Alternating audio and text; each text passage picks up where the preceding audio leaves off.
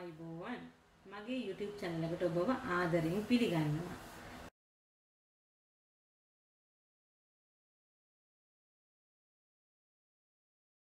Since I am talking in Sinhalese in my videos, if you would like to turn on English subtitles, follow the method displayed on the screen.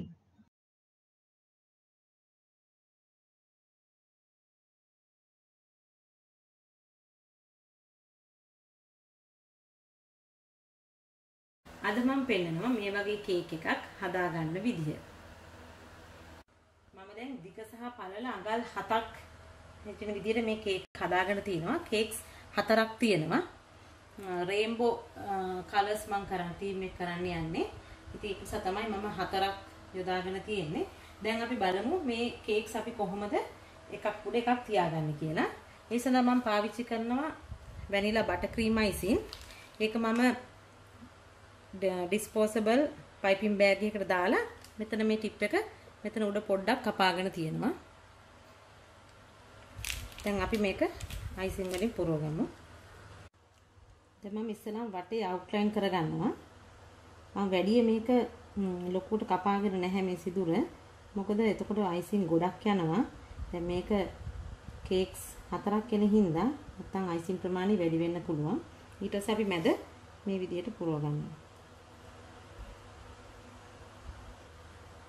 දැන් මම මුළු cake එකට මේ වගේ pipe කරගත්තා. ඊට පස්සේ මේ පැලට් නයිෆ් එකෙන් පොඩ්ඩක් ලෙවල් කරගන්න මේ විදිහට. දැන් ඊට පස්සේ මම අනිත් කේක් එක මේක උඩින් තියන්න යනවා.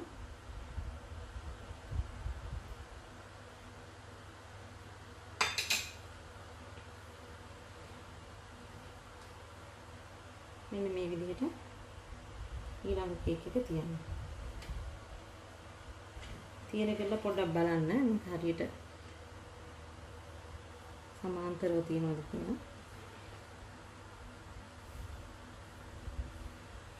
දැන් මේකත් මේ මම පෙන්නපු විදිහටම අයිසින් වලින් පුරව ගන්නවා. මේක මේ විදිහට පයිප් කරගන්න. මේ පයිපින් බෑග් එක අල්ලනකොට හොඳට මෙහෙම බටර් ක්‍රීම් දැම්මට පස්සේ මේක මෙහෙම කරකෝලා තද කරගෙන මෙහෙම අල්ලගන්න. අල්ලගෙන මේ අතින් තමයි සපෝට් කරන්න ඕනේ.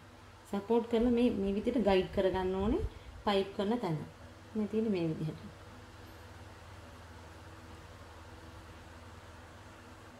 මම දැන් අන්තිම කේක් ලේයර් එකක් දාගෙන තියෙන්නේ. මේක ලයිට් බ්ලූ වලින් මුළු කේක් එකම මම ඉස්සලාම අයිසින් කරගන්නවා. මේම අයිසින් කරනකොට මේක මේ තද කරලා මේ විදිහට අත යවලා කරගන්න. දැන් මේක මෙහෙම අයිසින් ගානකොට මේ කේක් එකේ ටච් කරන්න එපා. එතකොට කේක් කෑලි එන්න පුළුවන් මේ පැලට් නයිෆ් එකට. අයිසින් එකේම තමයි මේ විදිහට කරන්න ඕනේ. අයිසින් මදි නම් තව ටිකක් දාගන්න පුළුවන්.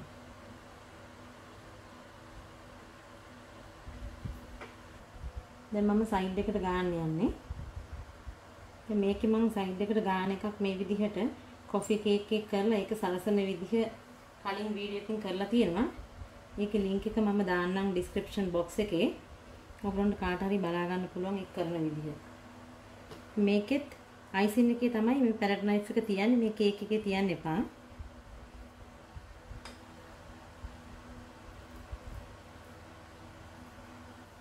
මම දැන් මුළු කේක් එකම ලා නිල් පාටින් ගාගෙන තියෙනවා. ඊට පස්සේ තද නිල් පාට මම මේ වටේ විතරක් ගාගෙන තියෙනවා. මොකද මම දැන් මේක ෂේඩ් එකක් කරන්න යන්නේ. මේ විදිහට ඉස්සලාම ගා ගන්න ඕනේ පැටර්න් එක කරන්න කලින්.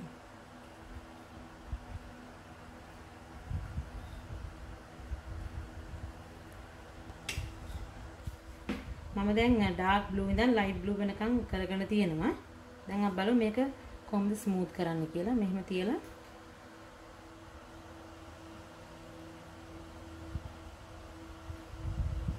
විදිහට ස්මූත් කරගන්න. දැන් මම මේකේ අඩුපාඩු කරගත්තා. මේ ආයෙ වැඩිපුර අයිසින් ටිකක් ගාගත්තා. ගාගෙන ආයෙ මේක දැන් ස්මූත් එක තියෙනකොට මේ පැත්තට තියන්න එපා. මොකද මේ පැත්ත ස්මූත් වෙලා ඉවරයි. දැන් අපිට උඩ කොටස විතරක් කරගන්න. එතකොට මේක අල්ලනකොට මේ උඩ කොටස විතරක් මෙන්න මේ විදිහට මෙන්න මේ විදිහට කරගන්න.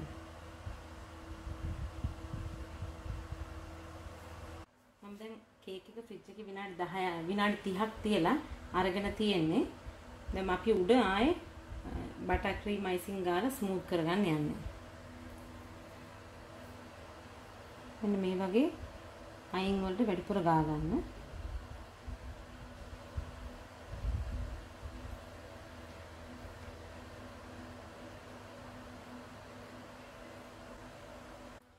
මම දැන් කේක් එක ස්මූත් කරගෙන ඉවරයි.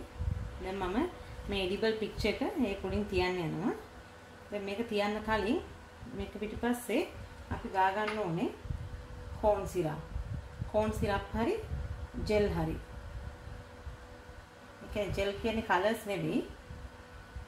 මේ විනිවිද පේන ජෙල් වර්ගයක් තියෙනවා වෙනද පොලේ. ඒක ගන්න පුළුවන්.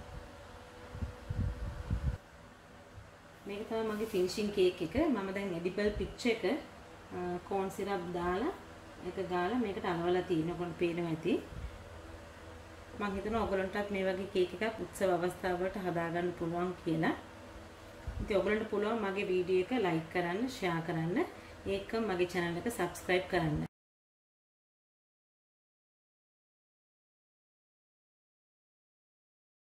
නැවත හමුවෙමු අලුත් වීඩියෝ එකක් සමගින්.